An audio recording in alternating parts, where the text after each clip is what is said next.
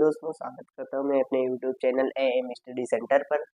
आज हम लोग डायनासोर के बारे में पढ़ेंगे कि डायनासोर का अंत कैसे हुआ, यानी एंड ऑफ डायनासोर। तो डायनासोर, जैसा कि हम लोग जानते हैं, हम इंसानों से पहले डायनासोरों का पृथ्वी पर राज था।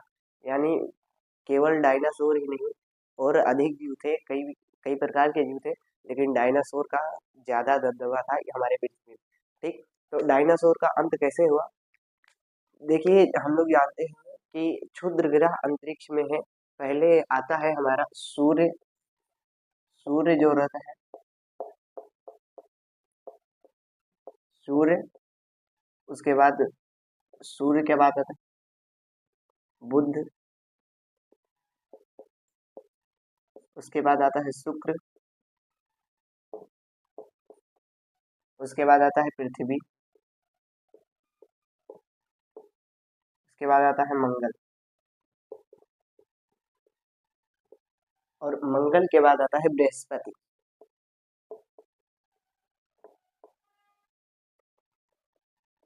अब देखिए, मंगल और बृहस्पति के बीच में एक बेल्ट बनी रहती है, जो कि ऐसे,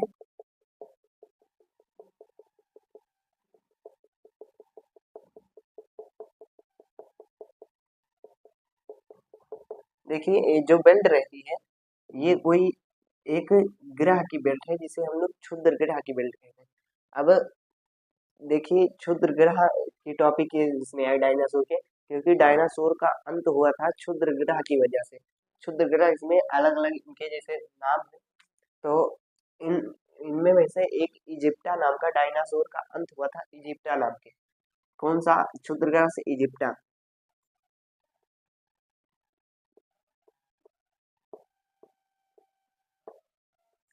इजिप्टा नामक क्षुद्र ग्रह से डायनासोरों का अंत हुआ था। जैसे ही इजिप्टा नामक क्षुद्र ग्रह हमारे पृथ्वी पर आया, तब जब ये पृथ्वी पर हमारे आया, तो ये बहुत ही गति से था। और जब वायुमंडल में, जैसे हमारे पृथ्वी पर वायुमंडल है, हालांकि क्षुद्र ग्रह तो पृथ्वी पर डे गिरते रहते हैं, लेकिन ये हम तक पहुंचते किस लिए नहीं है, क्योंकि हमारे पृथ्वी पर है वायुमंडल इसे रोक लेता है। वरना, और जो क्षुद्र ग्रह है, हमको रात में कभी कभी दिखते नहीं हम लोगों को, कि टूटता हुआ तारा जिसे हम लोग कहते हैं। अगर हमारे पृथ्वी पर वायुमंडल ना होता तो वो हम लोगों को ही तोड़ देता, उसको टूटता हुआ तारा कहते हैं। चलो वो सब तो अलग बात है। लेकिन जब इजिप्टा नामक क्षुद्र ग्रह गया, तो वायुमंडल जो है पृथ्वी की, वो केवल छोटे क्षुद्र ग्रह को रोक सकती है। ऐसे छोटे क्षुद्र ग्रह होंगे, उन्हें वो घर्षण होने लगता है, वायुमंडल में प्रवेश करता है, उसे आग लग जाती है। तो आग जो होती है वही हम लोगों को दिखती है। ठीक, अगर वो बड़ा होता तो सही से जल नहीं पाती, तो वो नीचे गिर जाती।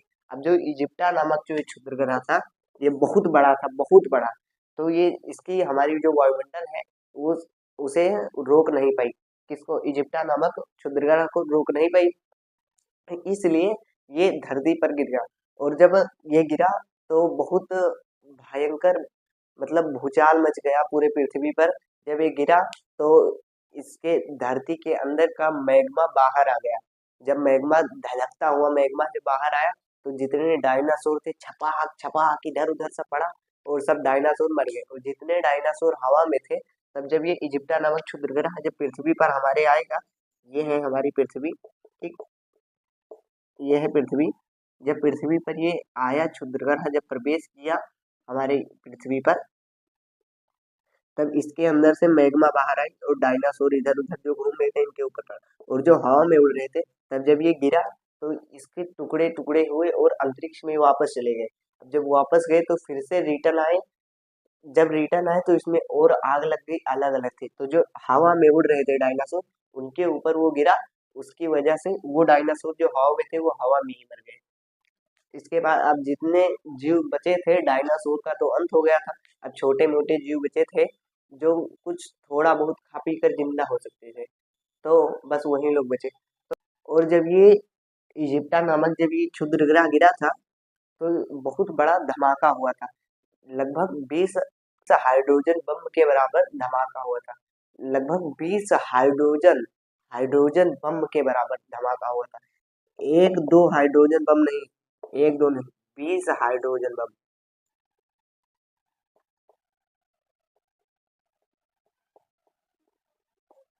20 हाइड्रोजन बम के बराबर धमाका हुआ था। दोस्तों क्षुद्र ग्रह के बारे में मैंने पहले ही एक वीडियो में पढ़ा दिया है, उसका आप वीडियो देख सकते हैं, डिस्क्रिप्शन में लिंक मिल जाएगा। आई होप दोस्तों आप लोगों को डायनासोर का अंत कैसे हुआ ये समझ में आया होगा। अब अगले वीडियो में मिलेंगे अगले टॉपिक पर, तब तक के लिए धन्यवाद।